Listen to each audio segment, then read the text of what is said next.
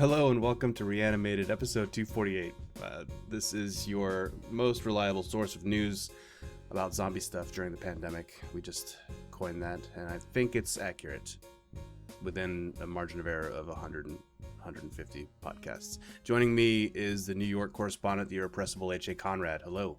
Hello. Correspondent, co-host, co-executive producer. Welcome.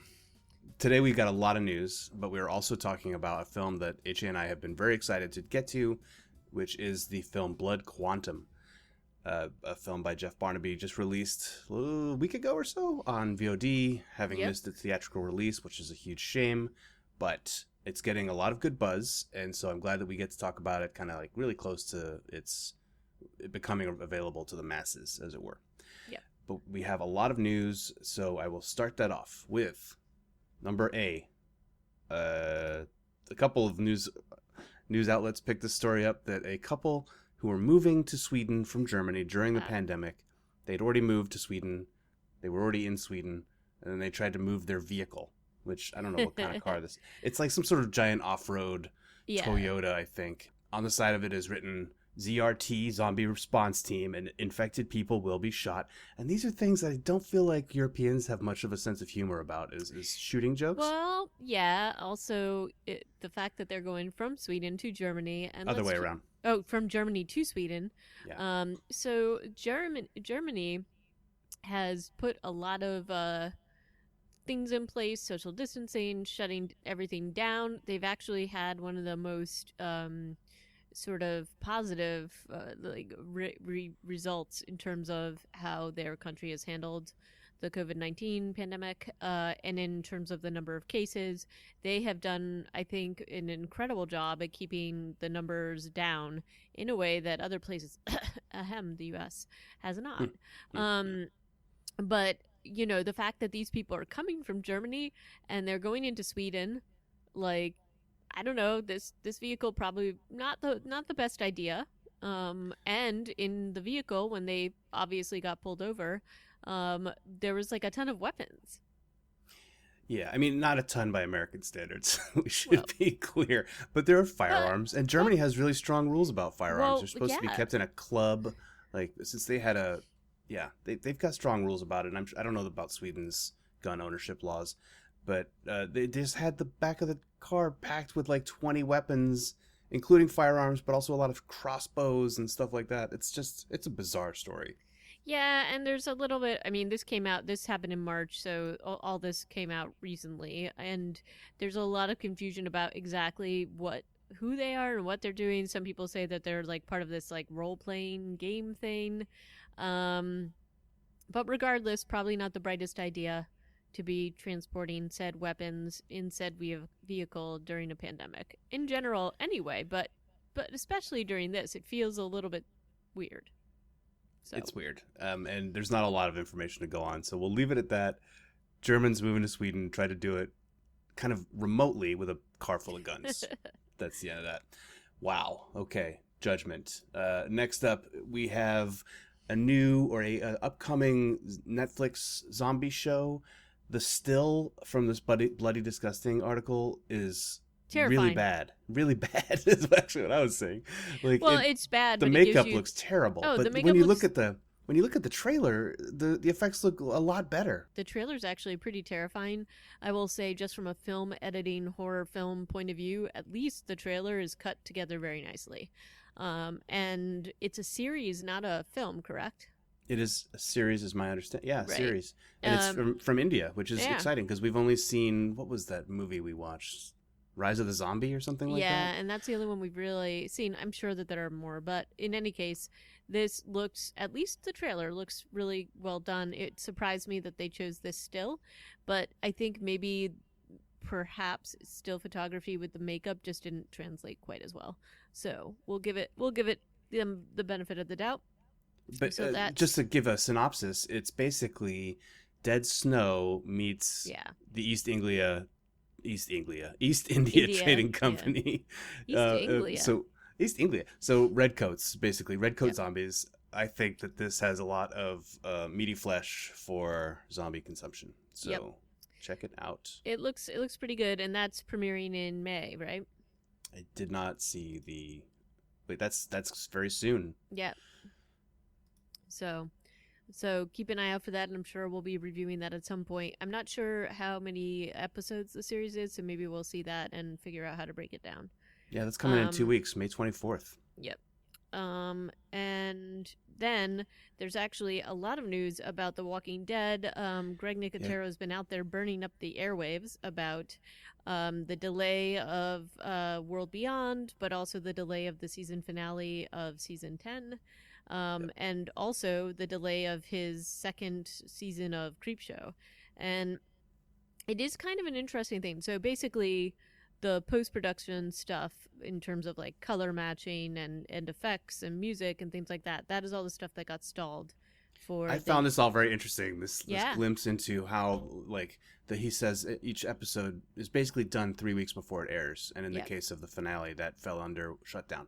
But I thought this was very interesting, the breakdown of color matching and blah blah blah. Go on. The interesting thing about all of this is that, as we know, Georgia is opening up now, so that puts them into an interesting position, because I think everybody, or at least sane people, sorry, I'm totally throwing judgment out there, but you're a New Yorker. I think you're it's okay for you to be a little more hardcore about this. So in terms of opening up economies, like you're looking, I think you're looking at like a second, well, as I said before, we're not even through the first wave, but basically an increase in the first wave infections and things like that. If you open up, Georgia is nowhere near flattening the curve, and they're opening up. And so I think that they're going to have to figure out whether they want to do that or not.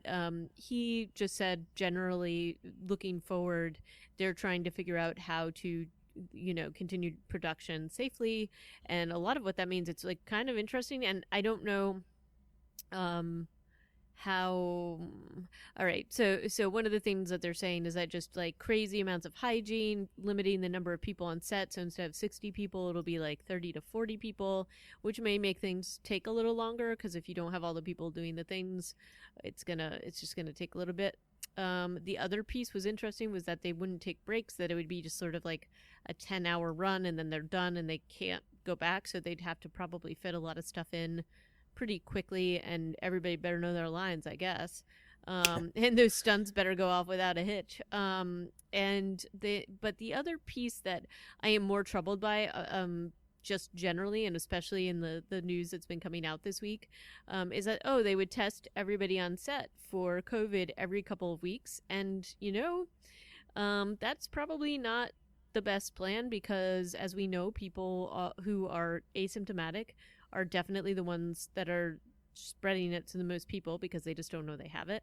And also, those symptoms and those tests are not accurate until there's like sort of like a specific load of virus in your system, or of the COVID-19 markers. And as we saw this past week in the White House, there are several people who have tested positive who had been continually testing negative up until the day they tested positive. Now on the positive news side, and in general, this is probably the most positive news we've heard yet.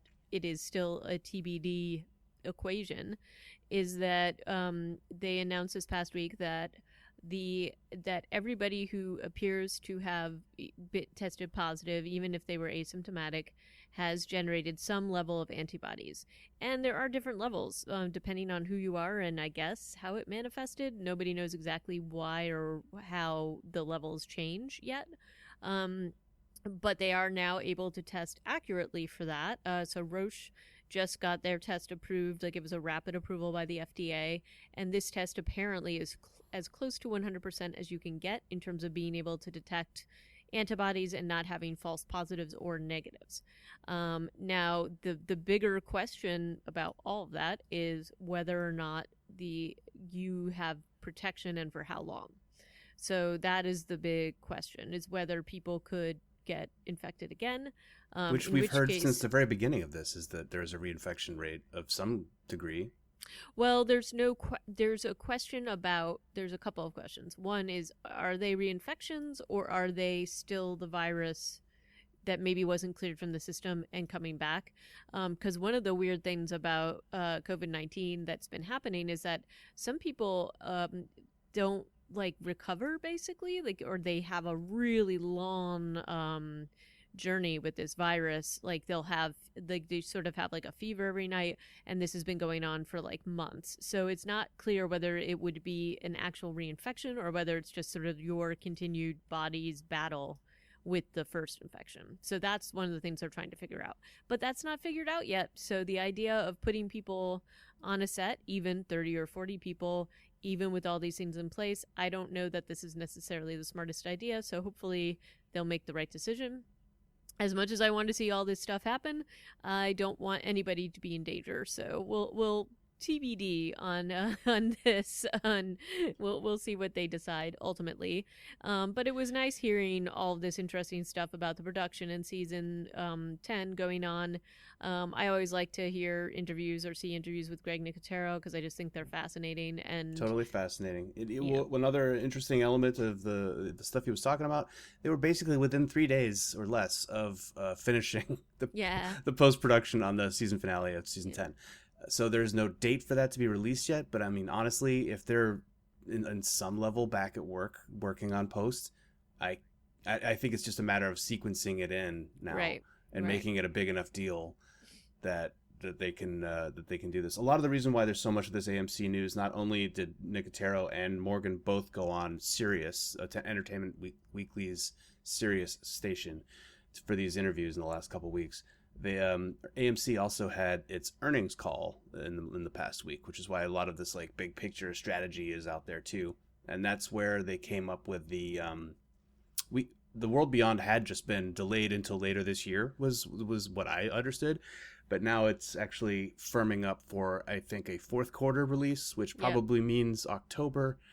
And Fear the Walking Dead will have some episodes aired this summer, is what people are saying. Or I guess that came out of the earnings call also. So no real firm dates on any of that, which is not surprising. But at least we get some idea of how this is going to look. Fear the Walking Dead just kind of getting shoehorned in wherever they can. Well, when has it not been shoehorned in, really? Just saying. Story-wise and now scheduling-wise, yes. Yeah. So these are some cool things. I definitely recommend people take a look at them. I just like hearing him talk about the production of everything he does.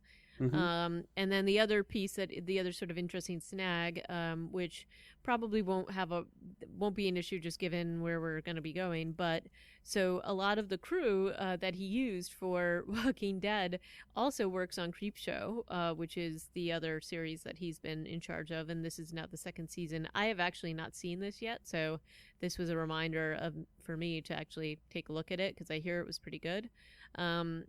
But, basically they would work on this while Walking Dead was on hiatus. So if there may be some overlap here, but I feel like there's not going to be enough overlap to make a difference. And also, who knows how long this whole thing's going to go on. So delays are probably fine. And you definitely have a captive audience with people staying at home.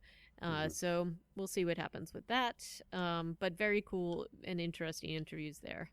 I found it interesting. There were so many kind of all over the place. So I think there must have been a decision to go out there and talk. So yeah.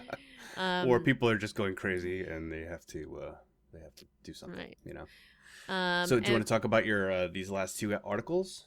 Let's talk about that. But first, I think we should just give people a sort of just a quick sketch about where we are to date in terms of COVID-19. I'm hanging tough here in New York. You're hanging tough out there in Sonoma. But as of today, at least as of when, they pulled up the Wikipedia article, New York's got 330,000 confirmed cases with 21,271 deaths. And then worldwide, we've got what are the numbers in California? Are they still kind of staying low, or where you are? It seems like it's been. We're getting ready to open up. We opened up retail on Friday for pickups and drop-offs. I think we're going for it. So we have 66,786 cases and 2,100 deaths. No, sorry, that's cases. Cases. Only 2,600 deaths, almost 2,700. But when you say only, I mean, think about that. But everything I say is in comparison to New York. Well, no, I'm just because saying in general. So, and that was the other thing that came out this week is that basically the Trump administration started talking about the projected number of deaths in a much higher at a much higher level. They had been basically saying they were only going to hit a lower quote lower number of deaths at like around 60,000, which is definitely not where we're we trending we've already towards. blown through that. Yeah, we Yep. blew through that last week. We're Yep. 78,000 now. Right, which is part of why I think they had to Yeah. sort of rejigger their numbers or talk about it in a different way. But basically, we're going to hit, or it looks like we're on track to hit where they had originally projected, which is probably 100 to 200,000 easily, Yeah. and that's even with the measures put in place. And again, with places opening up, I think you're going to see a second or continuing wave that just kind of goes crazy. So which is really upsetting. But I mean, I don't see what to do about it. I think, at least in New York, Cuomo has basically said he has not yet officially extended the stay at home orders, but I think that's probably going to happen. We're just still on the trend. Only like this past week have things started to even out a little bit, but they think part of that is because so many people are actually infected in New York. They think over 20% of the people in New York have contracted this. They are putting testing centers in place and free Is testing. that based on that the limited antibody testing that was being done in New York? Because I think that had Yeah. a 20% They rate of yes. contraction, right? Yes. So that was, they basically went out, they did sort of random testing at various places like supermarkets and things like that. They did it in all the boroughs, and the numbers were pretty consistent everywhere that they did testing, around 20%. Interestingly, the lower section of the population, and this may be because they actually, and this the population who you would think would have the most would be our frontline healthcare professionals, and interestingly enough, the people in the hospitals who have access to the high level PPE like N95s and have been like consistently doing that actually had a lower rate of infection than the general New York population. That's The great. highest number of frontline workers who had it, unfortunately, were our EMTs and firemen, and they think that the fire department is because they're in contact with EMTs, and this is just the people who are out there, having to deal with all the emergency calls, and there's been a lot of them. So that's a pretty depressing statistic. Yeah. But aside from that, they think that the reason why the numbers are dropping are because so many people are infected. So the spread, that is why the curve is flattening. And that was even with all the measures they put in place. So I think Cuomo is hesitant to opening up the state, and that makes sense. I think that upstate, where things are a little bit more distant anyway, they are doing a few things to allow like businesses to open up, but New York City is definitely still on lockdown, and I suspect will be on lockdown at least until the end of May. And Looking at the graph for new cases in New York, you are definitely on a correcting trend. You're down to like less than 3,000 new cases a day, Yep. which that hasn't been the case since April. So I'd Right. say looking really good, but But still like 2,700 cases a day can obviously get out of control really Right. fast. And at least even with my work, there's been a lot of discussion about it, and I think that the general consensus has been nobody really wants to put people at risk going onto the subways and going into, like, basically, why would you do this if you can still work remotely and keep people safe? So I think they're very much in a wait and see mode. And I think even when we do start opening up and having people go back to work, my guess is that they're going to do shifts. And it's going to be a very limited number of people allowed to go into the office at once, and probably only the people who absolutely need to be there. My portion of my job in general can be conducted remotely for the most part. It's a little more difficult, but it can be. So I think they are very cautious, and it seems like most places that are able to work remotely are being cautious. So hopefully that will help. But the thing that is scary to me is that, yeah, we see New York on this sort of downward trend. Everywhere else is behind us. Mm-hmm. And that is the scary thing to me, because my heart is just like sinking when I think of these other places, because look at the battle that it has been in New York, who has like multiple like healthcare facilities. They've managed, they have the number of healthcare professionals, they have all the people, and it could barely keep this thing. and it's still, I wouldn't even say keeping it in check, but just keeping like in general, like I don't even know how to describe it, just keeping it like at a level where people aren't getting totally overwhelmed in the hospitals, even though there were points when that was happening. But when I think about rural areas or places out west that don't have this access to the PPE or to the healthcare professionals or even to the facilities, that's pretty terrifying. Mhm. My only hope is that maybe they're spread out enough that they won't hit the numbers that we did just because it's such a dense population. So Yeah. So there's a lot of factors still going into this. I read, or in one of the graphs that I'm looking at, New York had up to 72,000 cumulative hospitalizations, which is just a crazy yep. high number. Um, Yowza. How And so communities that are getting hit especially hard that would be considered rural include actually Native American populations, right? That's something yep. that you've been looking into. So what do you know? Well, unfortunately, like a lot of diverse populations, people of color in general in the United States have been hit harder than any other population. That's been pretty consistent across the U.S., but especially Native Americans have been hit particularly hard by COVID-19. And there's a few reasons for this. One is the resources and the resources to medical facilities on a lot of the reservations and Native American land. There is not the level of healthcare facility. I would say that as it's sort of described, they're mainly like clinics, and that's meant to treat like minor things, but not stuff like this. They're not equipped with ventilators, or maybe they'll have like one ventilator, but not like multiple, and definitely not the staff to be able to handle this overflow. And the other part is that they're in a weird position because, they're able to, most of the money that the Native American tribes have are from casinos and things like that, all of which that have been shut down. And so there is a big issue with trying to keep this contained, and then also just keeping people fed basically.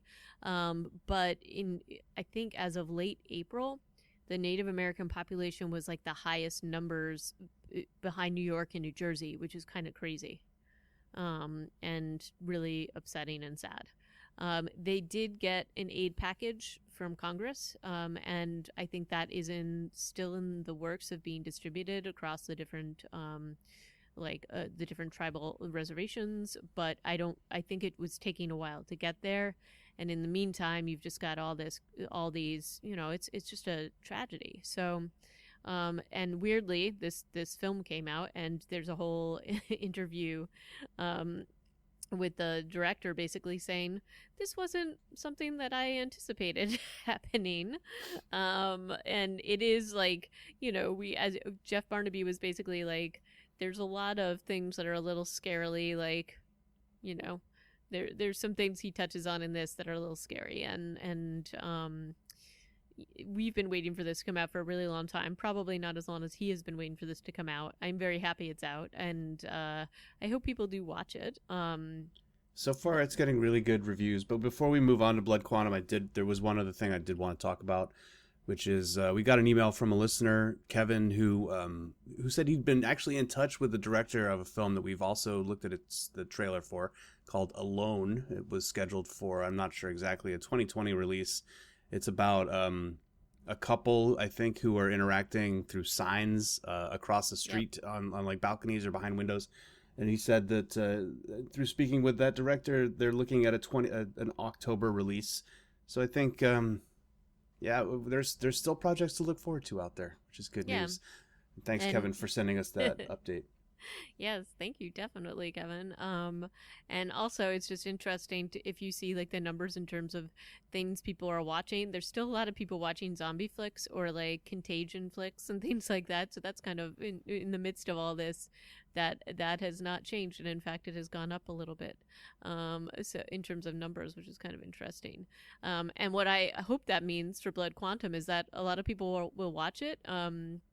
And I don't know about you, but I'm ready to jump into this. Hell yeah. So, all right, Blood Quantum, filmed on location in Quebec and on 2 reservations. Hmm. the Kanawake and Listagouge reserves in Quebec and in the city of Campbelltown in New Brunswick. So it feels very much where it is because it is kind of where it is. Right. Although the Red Crow is a fictional Tribe. Yeah. tribe. Yeah. And then the director is Jeff Barnaby, and he has done like quite a few films. And this one was the sort of he basically had like this one, as we've said, we have been waiting for, but he made his film debut with a film called Rhymes for Young Ghouls, and I'm gonna go back and watch that actually. So a lot of well, certainly a few of the same cast members are in that. Right. And the one thing I will say is that this particular Blood Quantum was premiered at the Toronto Film Festival in 2019, so we know that it's been out there for a little while. So it took a little to get it there, but it was I think it's worth the wait. And this is he is Mi'kmaq, which is the tribal lands that they filmed this on in Quebec. And like I think that it says a lot for the fact that he was able to gather this particular cast together, because I think they're excellent. I don't know, like I just thought everybody was fantastic in terms of the chemistry they had together. Obviously, I have criticisms because I always have criticisms, but overall, I thought that the cast was great. And I enjoyed this film overall. But let's hop in. The criticism you see from I'll call them mainstream critics is, it's all been played out. There's nothing new in the zombie genre. Okay, we've heard that 100 times on this podcast, even with me mostly saying, screw you, critic. But in this case, they start this zombie movie in a way that I've never seen. They did, and I actually really loved it. I also should go back and say, sorry, that Jeff Barnaby also wrote this, so he is both writer and director. Yeah. But so they have this guy who plays the character Gisugu, and I forget his name is Stonehorse Lone Goeman. Plays I Gisugu. love him. He's the dad of Michael Greye's character Trailer. Yep. He's just the man in real life. I believe is an MMA trainer. He's like a consummate badass, and he brings a lot of that with him into this role. And he starts the film, and he goes out. He leaves the film pretty close to the end. But this movie starts with like just actually, you know what? Even before we meet a character, the credits and the camera work makes you almost feel like you're about to watch an even more artsy film than you are. Yep. But yeah, there's a lot of spinning camera it kind of makes you feel like, everything's kind of tumbling and getting out of control. And I thought that was a very interesting way to start the film. Yeah, and the cinematographer is Michel Saint-Martin. And I have to say, I thought the same thing. I was like, wow, what a great way to enter the film. And it really, I just thought that the setup was really great because he is, basically you feel the sense of isolation where he is, and they do a really good job at showing that. And then they also do a good job at showing like what sort of I don't know, just like the sort of day-to-day, the stuff that he goes through. And he's like, he's fishing and doing the horrible gutting work, which I think, I admit to you, I started to watch this I was starting to like eat while I started to watch this, and I had to like stop because I was like, oh, the fish guts are a little too much for me. They did stay on the fish guts for a while. It's true. Yeah. And anyway, I just thought that some of the camera shots were really beautiful here, and he is just such a badass. He's definitely one of my favorite characters in this film. And what's really nice about this is his reaction when the fish start jumping around on him. He's kind of like, oh, what the heck? Yep. And I really enjoyed his reaction to that. And then compared with how he is the rest of the film, which is kind of like a stoic badass, it was quite telling how he was reacting. I think he does a really great job at showing he's not sure if he's going crazy or not, and he's not sure if he's actually seeing what he's seeing, and his facial expression is fantastic. And I also want to point out that it's pretty, to me, it's like the way that this guy moves during this entire film, he's so beautiful. He moves like a dancer. I mean, he's like such an athlete, and it like his choreography, and it's probably just his own choreography as he goes through this, is just pretty amazing. So definitely one of my favorites. But this particular part has a bit of a comic like relief because he's just so like, what is happening and why are these fish coming back to life? I did But not read comedy into that so much as very unsettling and also completely new. Like, and also thinking, oh God, this is going to be the worst zombie outbreak ever. They're going to get eaten by fish, or what are they going to eat? You know, like how's well, this going to work? and that goes to what we were talking about in the fact that this is a interesting way to show the start of an outbreak, or to show sort of the signs that an outbreak is happening, because rarely do you have animals who are infected. Yeah. Sometimes you have them, obviously, given our current state of affairs. Sometimes you have them at maybe the start of something, and it's something that's like been transmitted from an animal to a human, but usually the animal population is unaffected other than being eaten by zombies in a film. So the fact that the fish are infected, yes, I thought the same thing. I'm like, oh no, does that mean everything is like this? Well, And yeah, and they do kind of clear some of this up a little bit later during a yeah, very heavy exposition scene, but it's all yeah, good.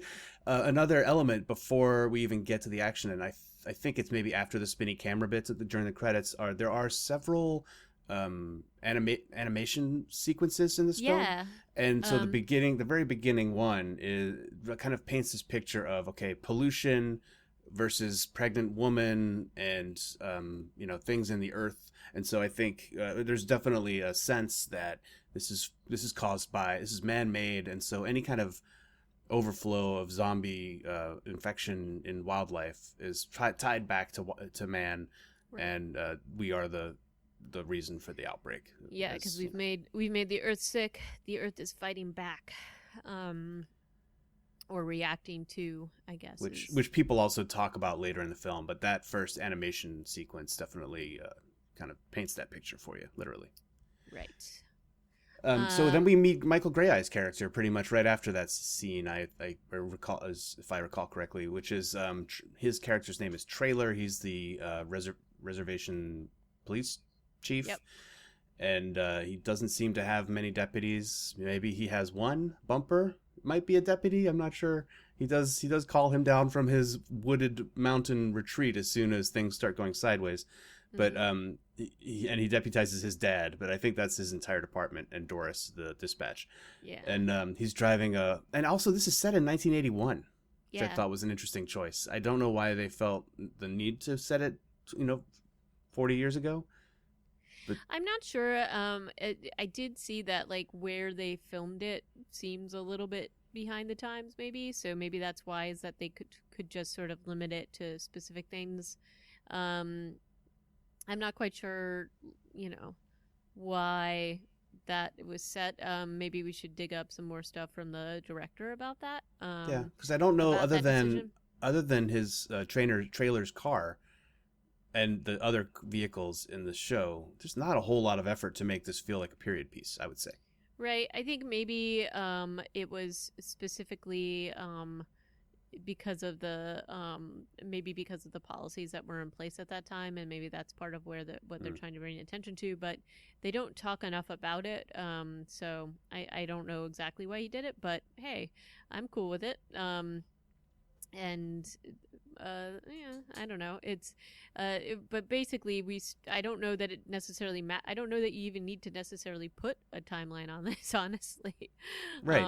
It could have But just as well been modern day. right. But whatever. But we're following around Trailer, and you just like him immediately. I love Michael Gray Eyes. I think he's fantastic. Well, we bring a lot of bias to anything he's doing. We're like, oh, Taco Walker. I You know, know, I know. We're biased, definitely. But I'll watch him in anything. I definitely think he's awesome. But we kind of see where immediately he's also dealing with some of the things that are happening in this town. He goes and he has to basically kill his ex-wife's dog, or his ex's dog, and So, and there's like this weird little exchange where the who is the character that is with That him? It's is it Moon. Moon, right? Moon basically is like, oh, maybe the dog got into poison or whatever. And so he kills the dog. The one piece here that I was confused by is that I thought he had shot the dog in the head, but maybe not. Clearly not. And then immediately, but this is how it sort of introduces the characters. You immediately see that there's tension because he makes some flip comment about his ex.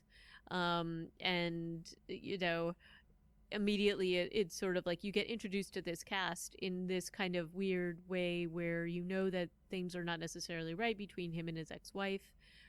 They also introduce via that sort of relationship that his son has been picked up and is in jail. Yeah. And there's already tension between him and the ex, and he decides not to tell her that he's killed her dog. She's a medical professional. Like they really do a lovely job, I think, at giving exposition without hitting you over the head with it. Most of the time. Yeah. Most of the time, and later that changes, but in the beginning at least they don't really do it as much. It's a really nice bit of storytelling, in my opinion, and character building without you, like a very efficient way of character building. At least like it just sets up the tension between him and his ex-wife. When you consider how complicated his situation is, Trailer is a very complex character. Yeah. And they don't really have a lot of time to really unpack. Like, there could be a Right. movie about this guy and his relations with his children and his partner and the mother of Alan / Lysol, who we never meet and don't hear all that much about. Yep. So there's a lot going on. It kind of takes a long time to figure out, I think. Right. But they do work on that through interactions between the two boys, between Trailer and Lysol, eventually Trailer and Joseph, Joss and Joseph, like it's a web. Right. So they have a lot of work. They have their work cut out for them with Trailer and his relationships. But I kind of like. I mean, they have these interesting, like, bringing different characters together. You get a little bit more of the story, so it brings Trailer and Joss together, and they're talking about their son, and he's sort of like, all right, I'm gonna go pick him up, but I'm gonna make him wait for a little bit. And she is a nurse at the hospital or at the clinic, and so it's interesting because we get these different set pieces because of the different jobs that they do. So his is because he's the sheriff or the local law enforcement. We never see his office, do we? No, we never. It's a little weird. Like we finally meet Doris, I think, in the third act, but she's pretty much his office. She's always on the radio with him in the beginning. Yeah. And another thing in terms of the cop stuff, while he's doing cop stuff, he gets a call from Doris who's like, "Oh, I heard your dad called. He sounded scared." Yep. And then you're just like, "Nah, no way." So he has to go and check this out, and he has there's a really good jump scare with the salmon in the cooler. Oh, that's so good. I jumped because I was watching this lying in bed, and next thing I knew, I was jumping around. But no, I mean, that's like there's just like a nice little journey that we do, sort of introducing these different characters, which I like. I just liked how quickly they escalated. Oh yeah, it was great. Like as soon as he sees the fish, and then the dog, of course, reanimates, and that's a whole thing. He's just like, "Dad, you're a deputy. Let's burn these bodies. Go get Bumper out of the mountains, and it's go time." There's like an immediate action plan, and we go. But I do love the scene between him and his dad, because his dad is still like, I think I may be going crazy. Mm-hmm. And that's just the sort of the storytelling there is great. Also because he knows his father's not usually scared, and he's giving him looks like, what is going on with you? And we've got pictures on the wall of like Vietnam era soldiers, and his dad is clearly a vet and just a badass. Yeah, so in any case, I do like how they immediately jump into action. And then you have also then it jumps to Joseph and Lysol, and you see like that whole scene in the drunk tank is really so like they're in there, they're locked in there with this guy that's like puking, and the puking noises are so bad. Again, realistic puking. I wonder if that was it was pretty good. but also, you also have these weird little clues happening. So especially like when Trailer's on the radio with Doris, she mentions that there's some buddy that's complaining that this white guy is trying to eat his chickens. Eat his chickens. And, right. so you have all these clues that are adding up before it gets to the crisis mode, before you actually, I mean, we have weird things happening. Salmon coming back to life, a dog comes back to life, and he's kind of dealing with those, but we don't yet have the human aspect to it. And then they immediately show that in very like gory detail with this guy in the drunk tank. But they also, in the same time, lay out the difficulty of this relationship between Trailer, between his sons, between the two sons with each other, between the sons and the white sheriff at the station. So there's also like there's so many cool little elements here that I think Jeff Barnaby did a great job at spinning this tale and linking it together. And I will say just flat out, I think that the first act of this film was a lot better than the rest of it, in my opinion. But we'll talk about that in a minute. Yeah, I would agree with you right away. So in any case, we have them there. Everybody who watched zombie films knows what's going to happen in this drunk tank, but that helps sort of raise the tension. And you also get a little bit of the exposition about their life and their story. And basically, Joseph has deliberately got himself arrested, though I will say the way he chooses to get arrested is disgusting, and there is a little bit of that element going on throughout this entire film. But like basically he climbs up on this bridge and shits on this woman's car. Yep. And I'm just kind of like, isn't there other ways you could do that? So I'm not totally convinced that he did it on purpose, because he was kind of drunk when he did it, but at least that's what he's telling himself. And then his half brother Lysol is in there for fighting. And in theory, we find out later theory, he wasn't fighting. Oh yeah. dear. Anyway. Yeah, exactly. The gross element once again. Gross. Yes. Anyway, but we have them in there, and they're kind of like hashing through all this stuff. And then you've got the very like sort of like the tension with them waiting to get out. Like they know they got to get out of that drunk tank because the guy starts like puking blood. He's not even getting evil on them yet. He's just puking blood, and they're like, yeah, this is not a place we want to be. And that tension is raised because then like after you see that, it's immediately back into the waiting room with Joss and Trailer. And Trailer's even like an hour late, and they're talking to the sheriff about letting them out. And there's like tension there between them because their kid gets arrested all the time, apparently. And they have to bail him out constantly. And so there is that piece that's kind of, and there's definitely tension because the sheriff's white and Trailer and Joss are not. So they definitely play up that element of things. And this crime, the poop on the car episode had happened just across the line on the towny side. Right. Which is so why, he's in the white jail. Which is why the whole, why he is in that jail versus having been picked up elsewhere. So. Correct. But there's also been a lot of hints already getting dropped about how Trailer is a deadbeat or a fuck up, as he calls himself. He's like, why do you think our son's doing this? Because his dad's a fuck up and he thinks he gets a free pass. And they make a lot of effort to make Trailer acknowledge, and other people tell him that he's a loser and a deadbeat. But this is one of the issues I have, I guess, with the story here. Is he never really comes across that way to me. No, he never presents that way. He doesn't present that way from the first moment you see him. The only way he does, I guess, is the fact that he has these two semi-adult children by different women, and he's not with either of the women anymore. And I guess if you want to like go retroactively and be like, see, now you're a bad man because of that. Okay, but he even says like I'm a screw up. Like you don't get that vibe because he's constantly on the move helping people and doing his job. Right, and he's also somebody that everybody looks to as a leader. There is never a question about that. It isn't like in a lot of zombie films where the person who takes over leadership is somebody, say, like an electronic salesman or a store clerk, or you know what I mean? It's not like you have a question about whether they would be a leader and then they become a leader. He always seems like a leader, and they don't ever really explain that. So that is one of the issues I have. I'm not, maybe it's impossible for Michael Grey Eyes to portray anybody other than like a leader, but that's I totally mean, possible. it's another thing that's interesting in his performance is he's not presenting like Walker No, from Fear the no. Walking Dead.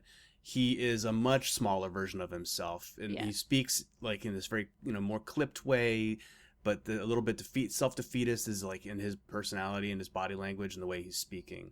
So I think he is doing his best to not have a lot of I gravitas, don't but I know. think I think he's just too much. He's got too much gravitas. Like, what can you do? yeah. But I also thought that maybe this got edited. But I just thought there should have been some exposition about an example of how he was a screw up. Got drunk and like screwed up. Like maybe something saying, well, when I was his age, this is what I did, and I'm sorry for all that stuff. I'm trying to do better now. Like, it felt like there should have been an evolution, or at least some sort of reference to how he was screwed up before. And look, it does seem like he abandoned Lysol or Alan, and something happened with his mother. They don't go into that ever, and I feel like that would give a lot more explanation and to explain some of that tension a little bit more. And I don't think you need to get into it too much, but I think you need to give something to explain why Alan is the way he is, especially given how things turn out later.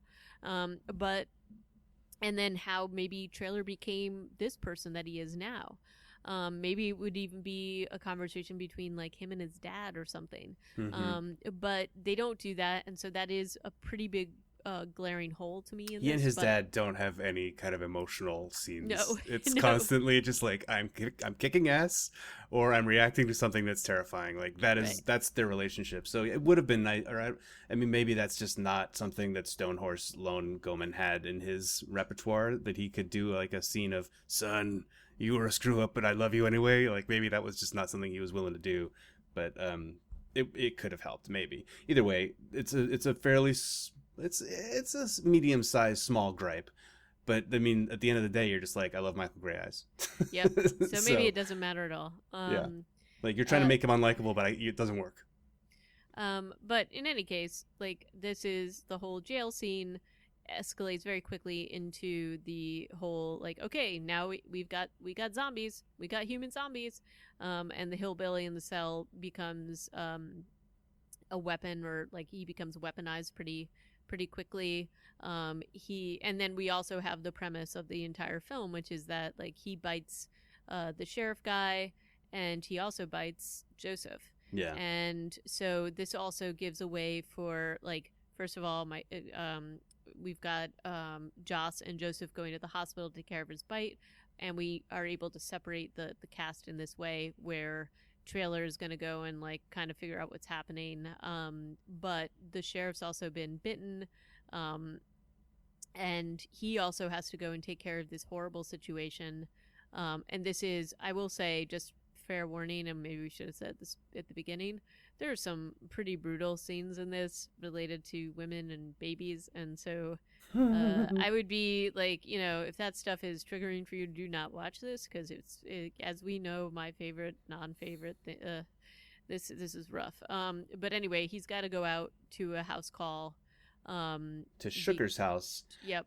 The character of Sugar is also interesting, big picture wise, because we meet Sugar. He's high. He's drunk. He's not on the right track, but this character has a complete, like, he rebuilds himself. He has a redemptive arc, let's call it. Yeah, definitely. And actually, I guess Trailer must also, but he's further along his arc maybe. than Sugar is at this point. But it's very interesting, because he's like, I don't want to go to Sugar. You know how many times I've been out there for his BS? I'm so sick of this guy. And when we meet him, Sugar is a complete disaster. Yeah, he's all drugged out, and his girlfriend has been... they've been calling for the ambulance. The ambulance hasn't come for 2 days, which is like, and Trailer's like, why wouldn't you have just gotten a cab? And the guy's just being, he's drugged out. They're both drugged out. And Trailer goes in to see, and he's saying stuff like the baby's a monster and all this stuff, and Trailer's like, you're high. And he goes in, and there's a pretty gruesome scene with the girlfriend of Sugar eating the baby, and it's pretty gross. Super gross. And then basically Trailer takes care of business and has to kill her, but not before she has bitten him and also Sugar. So there is like basically we know that specific native people have been bitten. We've got Joseph, we've got Sugar, we've got Trailer, and they set that up immediately. We also know some white people have gotten infected. So the girlfriend of Sugar, as well as the white sheriff. But And to be fair, we never see the sheriff ever again. Like we don't. we leave him in the jail cell, and he's been bit, and he's got a zombie in the drunk tank that they tried to beat to death, but were unable to. And that's the last we see of. Well, I think his name's Shamu, also, or at least that's what Shamu. They call him Shamu. But there's also, I mean, there's some indication that he's already infected because he has like kind of a disgusting coughing gross. fit. Yeah, it was a funny scene where he's like, he has a bad hacking cough, and then he looks at his handkerchief and he goes, "Oh, gross." Yeah, it's like a strange thing. But anyway, so we've got like immediate escalation. Trailer's seeing bad things, and then he gets a call that there's been other scenes at the hospital. We have had the other scene, and we meet Charlie, who is Joseph's baby mama, or expectant. She is not native. She is white. She's not indigenous. She's white, and she, they're actually there so she can get an abortion. They decide against it. Well, I don't know that they really get to go through with any of their decision making because the outbreak hits the hospital while they're there, right? Right. And Joss is talking to this white doctor, and she's like, "Hey, where's the tetanus? Do we have any tetanus?" Because she wants to give Joseph a tetanus shot, but they're completely out because the ER has had so many bites. Right, and she's kind of like, "Oh, so many bites. That's weird." And it immediately escalates, and you've got like the ER doctors running out and telling everybody to run. And you see like there's a nice little like the scene where the doors are flapping to and fro, and you kind of just see hints of this patient going crazy. And then they're all running, and then the next thing you've got them reuniting with Trailer on the bridge with the ambulance, and we've got the white doctor lady is zombified, as is the driver EMT. Yep, and they're both. It's all bad. Yeah, and I mean, this is like just it's like the effects are what they are, and there's some cheesiness to them, but it's a zombie film, and you're okay with that. And we get to meet Bumper in this scene. He Yep. shows up with Gisugu, and he has a very, very quiet chainsaw, which comes back in the film later. Yep. But nice chainsaw effects on this zombie on the bridge, right through the face. Michael Grey Eyes has been bitten a bunch of times now. Yep. Like almost to the point where you're like, can he even survive this? Yeah, I know. More from a blood loss than from anything, but in any case, this is sort of where this is a dramatic scene. We've got our heroes little group together. We've got him, we've got Joss, we've got Joseph, we've got Charlie. Sugar's there, even though he's bleeding too a lot. Sugar, Bumper, Isagu, and they are all there. And then it cuts to 6 months later after they've basically dispatched the zombies on the bridge. Yeah. And 6 months later, and it looks like, Mad Max. And it's, and a lot becomes clear in the sort of jump in time, which is that obviously the people who have been bitten that are indigenous people are fine, other than having some pretty gnarly scars. Michael Grey Eyes has that scene later on in the film where he has like dozens of bites on his back and shoulders. You're just right. Wow. We also get to see that Lysol is still around. He and a character who has some lines, but not a lot. Her name is James, played by the lead character from Nurse Rhymes for Ghouls. Yep. I forget what the name is, but Barnaby's other major project. She's the lead in that film, and now in this film she has this like kind of like ensemble role. Bumper is also a fairly major character in that film. Also, his name is Brandon Oakes. So we get to see them. They've set up a Connex fortress. Pretty smart way to do this. This is actually one of the ways that the human settlement is built in Wesley Chu's novel Typhoon. It's so they've built a Connex fortress on the res, or maybe it was already there and we just never saw it, but it's got some questionable decisions about defensively, including a zombie tied to the wall who is still active, which I think that's kind of weird. Also, that's kind of like a big sign that says I'm a bad guy, so But then Yep. Lysol is interacting with this zombie quite closely, and he now has a mask that he wears. I think Barnaby's also interested in people wearing masks because a lot of the promotional art features this mask that Lysol's wearing. There's a lot of promotional art from Rhymes for Small Ghouls that features masks too, Hmm. which I think is just an interesting theme. It's a really cool mask. I wish I knew how to get one like that, but Lysol seems to be one of the only people in the safe area wearing a mask. There's another guy in the background wearing a gas mask, Right. but it's him and this woman James, and they're both they have really bad attitudes, I would say. Yeah, and it's interesting to me that they would be allowed to sort of run on their own because they are clearly, to me, like just making really bad decisions from the get go, even in this initial scene with Yeah, the zombie. So, and they're kind of like flinging insults back and forth to each other about their badassery. And then this is, so I will say, up until this point, I was like all into this film, and then to me, it just kind of there's some high points for the rest of the film, but like there's like moments of like glimmers of light and cool stuff. But overall, I felt like at this point, it just isn't quite the same film. In terms of how much I was enjoying it, and part of it is because there's a lot of plot holes, and I don't understand why. And maybe look, we have seen in our current pandemic, people make some stupid decisions, so maybe that is enough to sort of get it there in yeah, my head. But basically, they set up this premise where they show this man walking in with his very ill daughter. They've been brought in by Charlie and Joseph, and there's definitely some tension there. And I do think that this scene serves to give the audience the tip off that, first of all, indigenous people are immune to this, but white people are not. And the indigenous people are having to make decisions about who to save, who not to save. But my thing is, here we're 6 months in. I would imagine you know how it works at this point, how the virus works, how all this stuff works, and I think we know that because later on Joss is asking some very pointed questions. But you've got this group of people that are safe. You should probably be putting things in place rather than just trusting people. oh god, yeah, strip search, everybody So gets strip strip searched. search, like you got to be checking for bites. You got to, because you can't risk that your population in this area is going to be in danger, Yeah, because you've got a small enough group as it is. It's barely like contained. And so that, to me, that's what really bothers me, because so much care was taken sort of in um, having this story unfold. So that I was like, oh, that's kind of an odd decision, but maybe it is just that people, um, and this probably goes for Lysol and James, but it's like, oh, people make stupid decisions and they trust people even though they shouldn't, and maybe it's just that they're too tired to deal with the antics of Lysol and James, and they just kind of let them do their thing.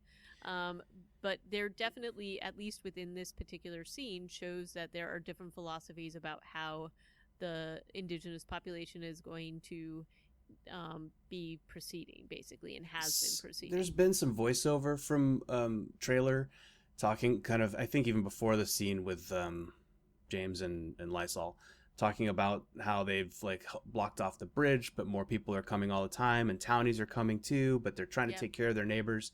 But really, they blame a lot of the blame for saving townies goes on Charlie's shoulders, Right. because she's Right. apparently even 9 months pregnant, waddling around saving Right. people.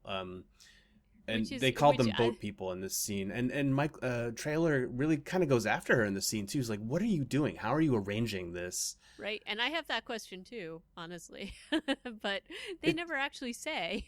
Well, it sets up a really weird, like, I don't know. So it kind of makes it so, yeah, this one white woman who is, Joseph's baby mama is bringing in other white people into the encampment, and she's the only one responsible for that, I guess. It's a little odd to me that they put that on her shoulders instead of just Right. another altruist in the camp who might or might not be, one of the Red Crow folk. It's just a little odd. No, I feel the same way, and I that was sort of strange to me.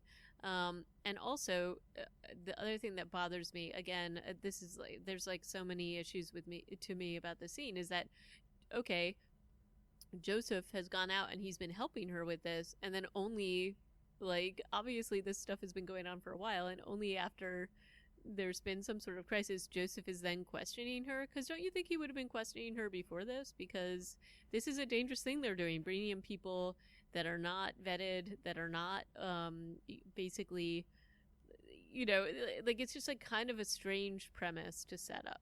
And they treat that dad and his daughter so nastily, and then Yeah, meanwhile Lilith is standing back there, and she just gets like a mild questioning from Joss. right. And when she bares her teeth a little bit and is like, "Get it," what I forget what she said, but she got nasty, and Joss is like, "Hey, chill out." And then she's like, "I'm just gonna go in the bathroom and check out my bite real quick." Yeah. It's just like, But this what's is my point. Like, I feel like they would have been a lot more stringent about who they're letting in, especially given what's happening. and the medical And inspection that Joss is doing? That's what she's there for, right? She's like, "Do you have any yeah, cuts or scrapes that I can help you with? Also, take off all your clothes and show me all your bites, please." right. That just And doesn't happen, and that's a huge well, oversight and then for the us. other thing is, and this is how we figure out what food is safe and what is not. She's asking what Lilith is eating. And by the way, I Oh just think yeah, it's kind of funny that Lilith is the name that they chose. But right. we'll talk about that later. Um, but I don't know how you would be able, like, when people are desperate, they're gonna do stupid things, and they're certainly gonna lie. Obviously, Lilith is lying about the bite. And Um, about whether or not she ate humans. right, and so, like, there's that happening too, and I just don't, like, I kind of think if you're in this desperate of a situation, you're gonna do things that make people uncomfortable, and I just don't buy that they would just let this person off just hanging out on their own. Also, the dad has gone into the bathroom and slit his wrists too, Right, because right. James says something very. He's like trying to hug his dead daughter's blanket. Yeah, Obviously, that's a hugely laden piece of imagery right there, yeah, like a disease-ridden blanket, yep, literally. So yeah, James is like, "You can't bring that in here," and throws it in a fire barrel, and then right. calls his daughter by the wrong name, and he's like, "Ah, I'm so sad," and then he goes and kills himself. And great, Yep. thanks everyone. And And why aren't they quarantined better? You know? right, like, I think if you're bringing in new people, there's got to be a quarantining period and a place where you can put them that they're not going to mingle with other people while you can make sure that they're safe. And again, let's check for some bites. But other than that, like, the whole, I mean, they definitely get their point across, which is that this is a brutal thing. The man has his daughter. He brought her in. She's very ill, and they're all, this is the other thing that I just don't believe would have happened, is that Charlie and Joseph are like, oh my god, you didn't tell me she was bitten. Wouldn't that have been something you asked when you're, like, picking this dude up? And Yeah. and then look, people are gonna try to save people that they love, and he's gonna try to save his daughter, and he's gonna lie to save his daughter. So I don't know that they would have gotten an answer. But he then says, I heard that you guys could cure bites. So there's obviously a lot of, like, myth going around that the indigenous people can cure whatever's happening, when it's really just that they are immune to the bites.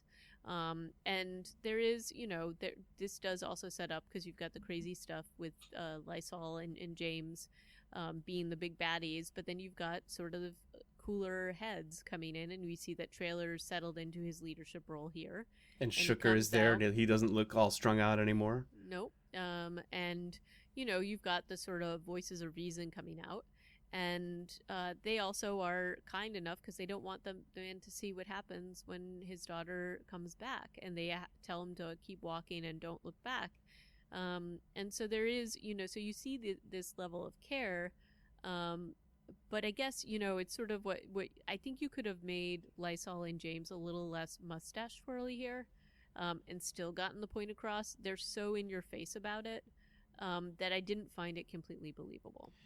Lysol's a problem. Yeah, He goes off the deep end as this movie continues, eventually becoming, the biggest problem. right. And the fact that he has people with him is confusing to me. Agreed. Ultimately. And Agreed. one of them is always so drunk that maybe he doesn't know what kind of decisions he's making, which is Moon. Possible. Moon is always drunk. But James, no idea why she's like, yeah, I like your style. You're a homicidal maniac who really doesn't care who he kills. So yeah, Lysol has some problems, but and they're not to me well enough explained. Like he has had a mental break because yeah, I guess the time they spent in the jail together, the time he spent talking to his dad, and then yeah, he's mad, but he's never that crazy. So I don't know. That Right. one doesn't And really work for me. it doesn't work for me, and also I just feel like the others who are more level-headed would have taken him in hand, and they're probably not going to let him have weapons. I just Hmm. don't feel like And he has a lot of he's weapons. he has so many weapons. And so there's that. I do think they do a good job at describing the tensions within the camp, that they are keeping like the white people separate, that they're put into this weird position where they're having to save a lot of the people that treated them pretty badly. And now they're in the position of becoming this sanctuary for people that they may not necessarily feel exactly like charitable towards. Hmm. So there's that going on, and there's different, and trailer says a couple of times, yeah, but they're like not zombies, so we should take care of them in a good way, not in a bad It way. gets to the point, I think, also that there are actually more townies than Red Crow in Right, the fortress, which is a and big problem. that's the problem. And we've also got Charlie talking about how she feels in this particular situation, and she is the odd person out. She's carrying Joseph's baby. They all know what happened to Shooker's baby, and so she's freaking out, understandably so, because she's like having nightmares about having zombie baby. And so there's that tension too. And I would also say they're not making her situation any better because she keeps bringing in people that are infected. But um, so we've got that dynamic going on as well. And then you Well, know so there's this scene, the big exposition scene where Trailer puts a map on the back of a car, like on the trunk of a car, and talks about like, boats here and camp here, and this is our escape route, and the scene that's in a lot of zombie movies. But he Yep. also lays out that deer and was it elk, Moose. moose are They are still okay clean. to eat. We can eat Yep. those, just don't eat the fish. And I'm like, all right, I feel like these guys probably know this, but it's cool. It's cool. We have to get this information, and it's Yeah. either this or a voiceover. So yeah, or like some sort of like sign, like Well, a they could have also had Lilith say, "Oh, I only ate moose and deer," true. or like that. To me, would have made more sense. But okay. Um, you know, Instead, she's just like, I didn't eat no humans. yeah, or I'm gonna go look at my bite in the my mirror. my gooey bite in the mirror. And so anyway, so we got that going on, but then we've also got people, and look, we like this I don't have as much of a problem with because I think this is probably normal, and we're seeing this happen here in the U.S. with people um, chafing chafing against some of the shutdown rules. They want to go out, they want to see their friends. It's hard, and there's no question that it's hard. So you've got like, and this trailer describes is that there's like the Muppet Garage, which I thought is funny, just calling it the Muppet Garage. And they're having parties up there, and people are getting wasted. They're bringing, like, the implication is that it's like white women up there to perform sexual favors because they think that that will somehow be a cure um, for the zombie stuff. It doesn't seem like a good situation up there, and trailer basically says we got to take that thing in hand. But you would think that he would know that,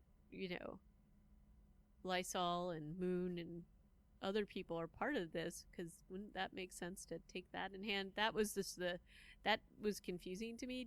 Were you as I confused was by not that as I 100% was? following there. I mean, so is the Muppet Garage where they went that was just full of zombies, or is the Muppet Garage where they're having that party where Joseph and is talking to Lysol?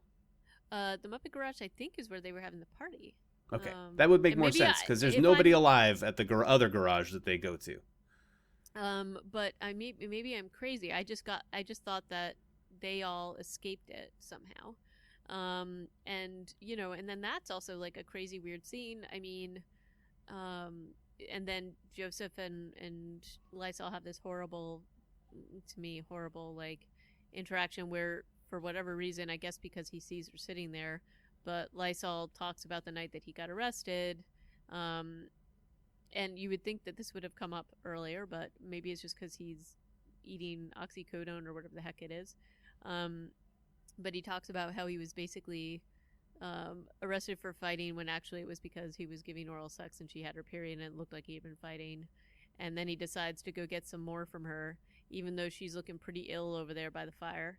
Um, Lilith, that is. Mm-hmm. And, there's this whole, like, and that is like a horrible, this is like just gross. Like, such a gross scene. Um, and maybe it's because Lysol's screwed up that he doesn't see that she's, ill. I don't know. I just feel like this all is a bit far-fetched given that they've been fighting these things for 6 months. But basically she bites his dick off. Yep, and we get to see that. And that's gross. And also this just makes him go over the deep end, I guess. Or maybe he was formulating this plan before because he's been giving some hints that that's where he's going. And in some ways, the story that he told about her tells you how he feels in general. And this starts out like the third act, or this starts the third act going, which is like the ultimate bloodbath. The third act breakdown. It really does begin kind of with that scene, and then them dropping him off back at the fort, and there's a kind of a theme in this movie of people surviving things that it doesn't feel like that most movies would have somebody die from. And I think he would have. I mean, maybe he wouldn't have died immediately, but I feel like he would have been incapacitated definitely from the blood loss. He goes on to be somewhat effective as a bad guy, even with no treatment to his severed member. Right. And whether or not you would bleed out of that, I don't know. I have no idea. I'm not a doctor. But so he then though stabs Joe. Yeah. And he stabs his brother. Like, yeah. Out of nowhere, and that's weird. And then they kind of, him and Moon go on their crazy plan, and basically their plan is to just take out and turn everybody into zombies, all the white people, but they seem to want to take out all the Red Crow too. It's really strange. So his thing is, it's us or them, and Joseph's like, "What are you talking about? There's no us and them. It's all us. It's just us." And that's when he gets stabbed. But his plan was always to kill everybody left on the reservation, basically, like, right. And no matter who they are. And James and Moon go along with this, which seems kind of insane, and I don't understand. So I wish they had explained or had some kind of crazy speech from Lysol about why this happens, because that was the part that was kind of muddy for me. I mean, maybe it's just that he's totally crazy because his dick's gone. I think that would be, yes, grounds for craziness. But they are not thus impaired, so that feels weird to me. Well, Moon is pretty impaired.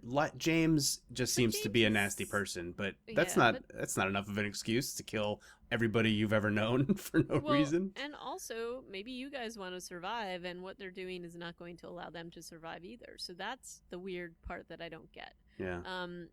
But any case, crazy Lysol basically successfully overruns the little sanctuary that they have. And we've got Joss and Charlie and some survivors hiding out. There's some really good, I mean, aside from some of the plot holes, there's some really great scenes in terms of the overrunning of the compound. And basically this is done because Lysol and Moon have brought back, the Lilith zombie and set her loose. And she's making quick work. I do have some questions because I don't know how quickly this actually would have happened in terms of setting her loose and the number of, I mean, I guess if she had killed, I guess part of me is like, how did this happen so quickly? But he sets her loose on the sort of white people sanctuary. None of them are armed, apparently. Which, well, they did talk about that. They did talk about that. We took all their weapons away. But so, yeah. If people are desperate, I feel like they would have been able to take them out. But and there's 150 of them, so I felt like they could have overwhelmed them pretty easily, but I guess not. A note on the zombies, too, is these are fast zombies for this film. Yeah, they're fast, but also, as like many other zombie films, their turning points vary depending on the situation.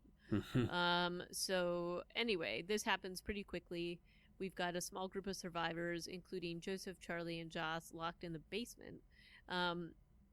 There's fire, there's mayhem, and Trailer and his dad and Bumper have basically taken out all the other people at the Muppet Garage.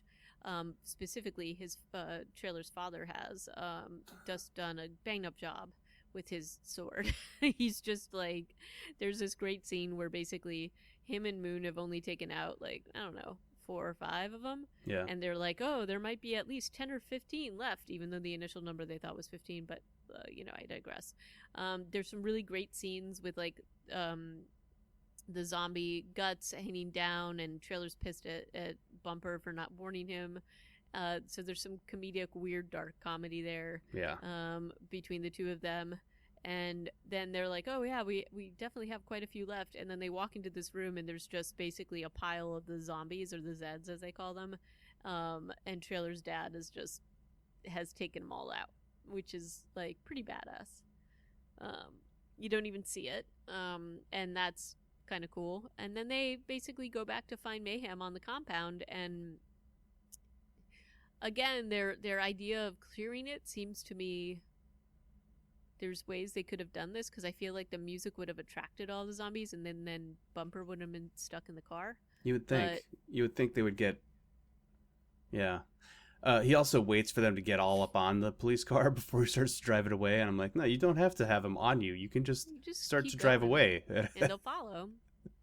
But they clear the courtyard at least, and then there's a whole bunch still inside, and it turns out there's a whole bunch still in the courtyard too, because when finally somebody shoots, they get overrun. It looks like it's gonna go very badly, and it does for one character specifically, which is Trailer. Trailer gets eaten in a nice, in a pretty hardcore way. Like, not only does he have a door on him, he also has like 10 zombies on him, and the bleeding out, and his guts start pouring out too, and there's a lot of that. Barnaby obviously has a penchant for the gross out, which we've already mentioned. He definitely likes the intestine thing. He does it a few times in this, and poor Trailer is definitely the most horrible, I think, victim, because you like him so much. It sucks, and his last words are, "Tell my grandkids big stories about me." And you're like, oh man, that's it for you. Yeah, it's all over. You're done. And also Charlie has gone into labor. Joseph is still walking around, which is one of the things I was kind of impressed by. Is like, oh, he's not going to die. He's going to actually limp around for the rest of this movie after being stabbed. Even though it looked like he was stabbed like through his pancreas or something. I mean, he looked like he got a pretty good gut shot. I mean, I guess maybe it could have missed everything, but it looked pretty intense. Yeah. Again, not sure why he didn't bleed out, but we've got just, basically him and Charlie and Joss and Bumper all escaped this. The grandfather has escaped this, and we've got one more act, which, like, I don't know. I feel like this was like there's another group of survivors at the church, and finally we get to see Doris in this thing, and she's being held hostage. This is so sad. Lysol's totally nuts, and Doris basically says Lysol and Moon and them are killing everybody, which is actually kind of true. But basically the group that's just escaped the compound are now like, okay, we're gonna come and rescue you, and it just feels like it's unnecessary for this to happen. But I guess you mean unnecessary from a story perspective, or unnecessary like, why are they murdering everybody? Unnecessary. More. Why are they murdering everybody? It's like they've just totally gone off the deep end. And especially Doris. And I don't know, like that was sort of a bummer. This character who we didn't really know. Yeah, but she's like sort of been this like voice that we saw, and we, I don't know. I kind of like Doris. It doesn't make a whole lot of sense. And again, we've got Moon and James enabling Lysol, even though he's not anywhere to be seen. Gisuke comes in and takes care of Moon in a very nice way, effects-wise. Yep. Just like does a good job. Katana to the face.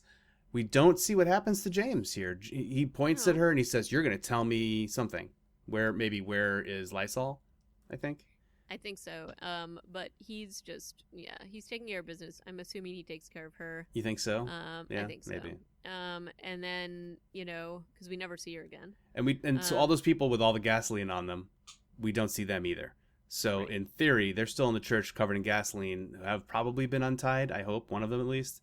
and they are taking care of. They're on their own Yep. because what we have is the family is getting reunited. Back out at Sort of. the squad car. Charlie's in labor. Joss is trying to help her. Bumper is doing a terrible job of keeping watch because no penis man who can't walk without a limp manages to kill him, which I'm like, sneaks up on him. I don't believe that Bumper would have died in this way. I still choose. I don't not think to he's believe it. dead either. That's the thing. He's still alive at the end of the movie. Oh, that's true. He gets stabbed through with a scythe blade from his back out his chest, and he is still walking, sort of, at the end of the movie. He's a badass. I mean, obviously he's a badass. Really, everybody's a badass.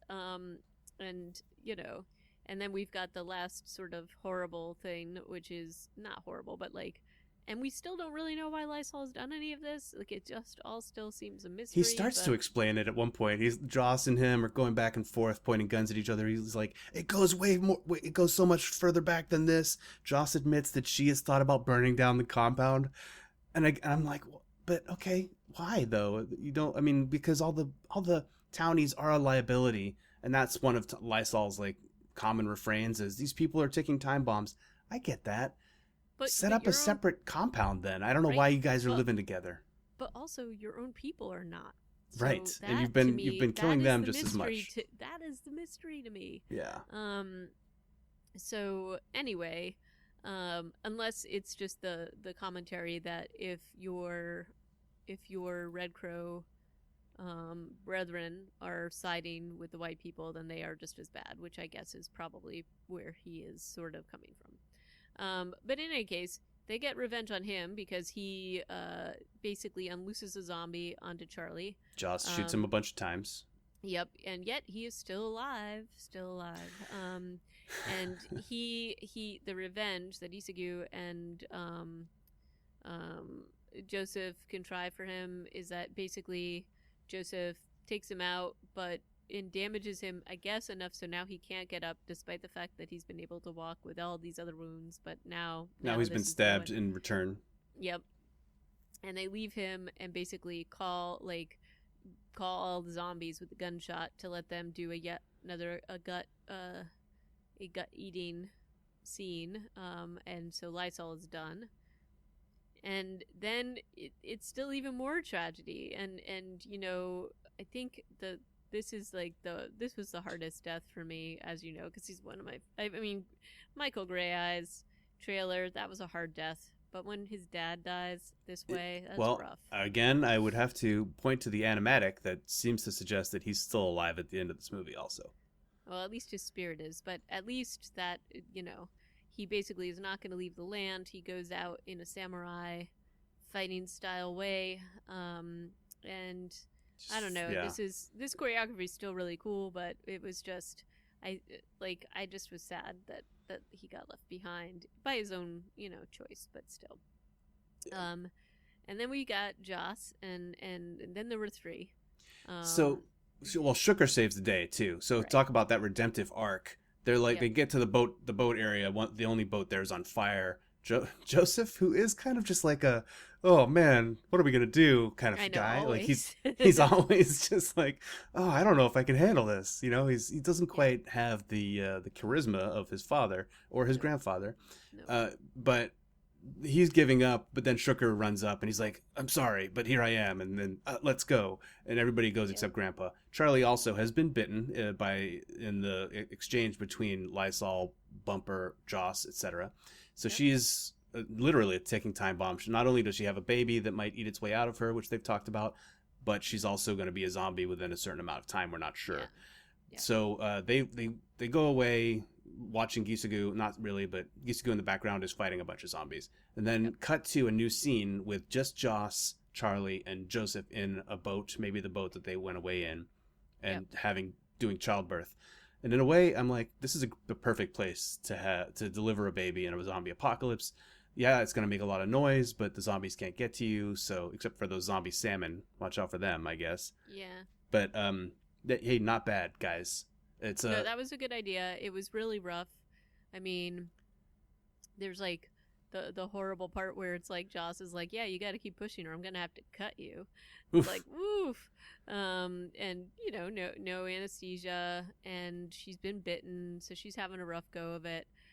Again, she was bitten so hard in her neck. I again have questions about why she's even able to be conscious right now. But again, that's we're gonna have to let that go. I was worried she was going to turn halfway Me through too. Me delivering. too. I'm glad they let her deliver the baby and hold the baby. And that was a real Yeah. baby, and it was a real newborn or close to it. So it was a very cute little baby girl. Yeah, and she's okay, and you see that she's okay.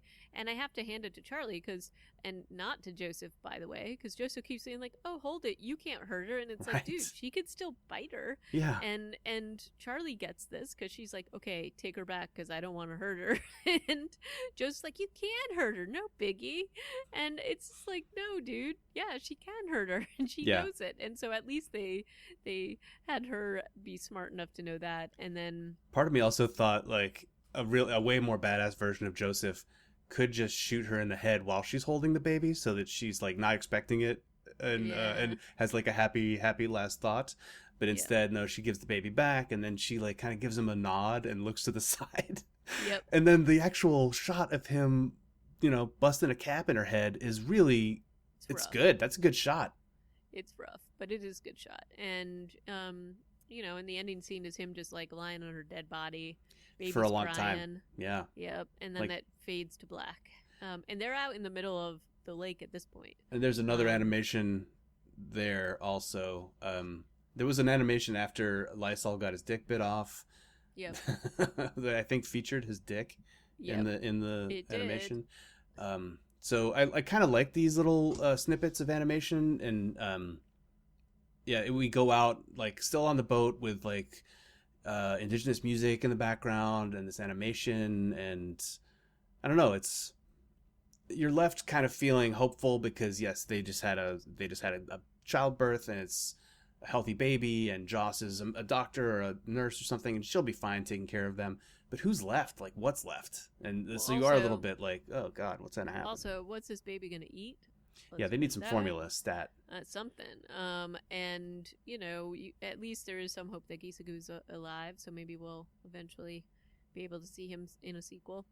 But yeah, no, it's slightly hopeful, but also just pretty awful. So It's super tragic. There's just tragedy upon tragedy in this film, and we do have a couple of questions about the plot and some like the motivation of the main villain for sure, or not motivation, but like why he's so over the top. And I think a lot of it could be explained away by how much how much drugs they'd been doing at this party, and maybe this is just like all put down to a oxy weed and well, but whiskey then also fueled. there's look, they do give a little bit of background about Lysol's backstory that he was sent to foster homes. They don't know what happened to him there, so there's some implication that he had a pretty screwed up life. And then there's also that his mother died, Hmm. and it sounds like she died in a pretty horrible way.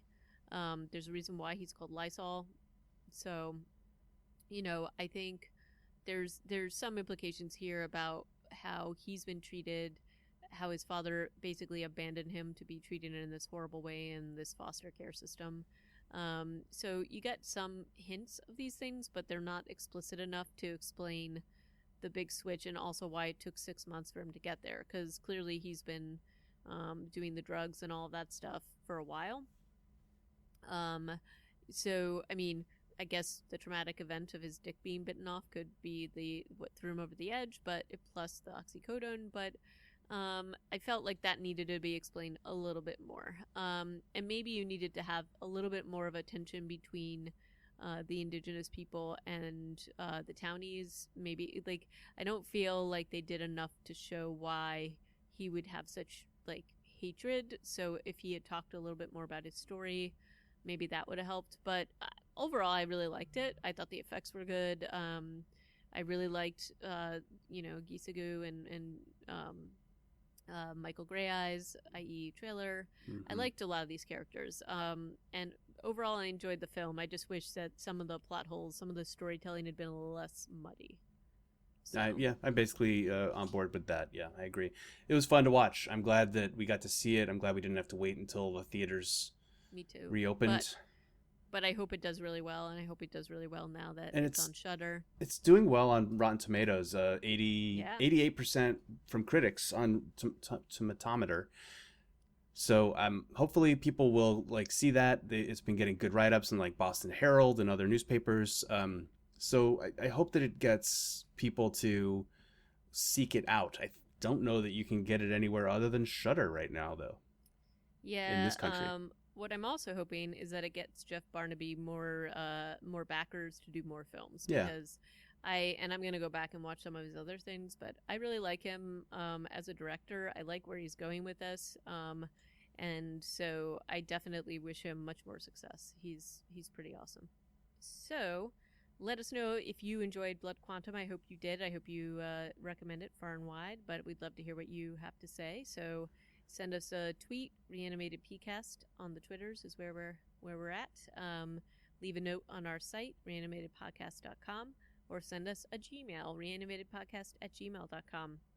And next time we're going to be talking about a German zombie survival film called Endzeit, and we've talked about this a couple of times in our news items, and so I'm excited to watch this and chat about with you, Stuart. And until the next pandemic update, thanks for listening. Thanks for listening, everybody. Bye-bye. Stay safe.